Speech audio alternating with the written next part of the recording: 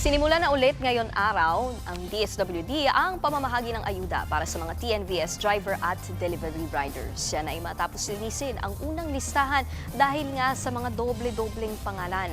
At live mula sa San Juan, may express report si Gerard de la Peña. Gerard, kamusta ba yung pamamahagi ng ayuda ngayon? Meron bang binago sa sistema? Tama, Nikki, ngayong araw nga yung yung simula ng pagpapamigay muli ng DSWD ng ayuda para doon sa mga TNVS drivers at pati rin sa mga delivery at motorcycle taxi riders. Ayon sa DSWD ay nasa 410,000 drivers ang mabibigyan nila ng tig 5,000 pisong ayuda sa susunod na 2 hanggang 3 linggo. Ito yung mga hindi nabigyan ng ayuda sa mga naunang pagpapamigay ng DSWD.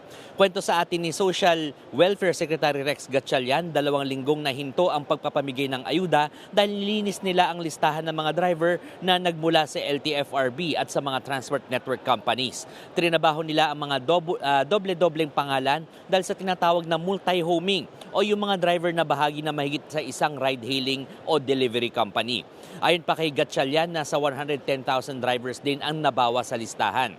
Inatasan na rin ng DSWD ang mga kumpanya na humanap ng kanya-kanyang lugar kung saan idadaos ang pagpapamigay ng ayuda. Sa sistemang ito, hindi raw pwede ang walk-in. May ibinigay na link ang DSWD sa mga driver kung saan makikita nila ang schedule at lugar kung saan nila kukunin ang kanilang ayuda. Sa ngayon, may pagpapamigay na nagaganap sa SM Ora sa Taguig at dito sa Philoil Center sa San Juan para sa mga driver ng Grab, pati NVS, Delivery o Move It, motorcycle taxi. Ang nakuha pa lang nating impormasyon ay sa mga susunod na araw, ang venue ng pagpapamigay ng Grab ay sa Araneta Coliseum, Cuneta Astrodome at sa SMX sa Mall of Asia. Nikki, sa ngayon ay wala pa naman tayong nakikitang mga nagrereklamo mga driver o rider at ang pakiusap pa rin ng DSWD dun sa mga may bala kumuha ng ayuda ay sundin yung kanilang schedule at huwag na mag-walk-in. Nikki. Yan ang express report ni Gerard de la Peña.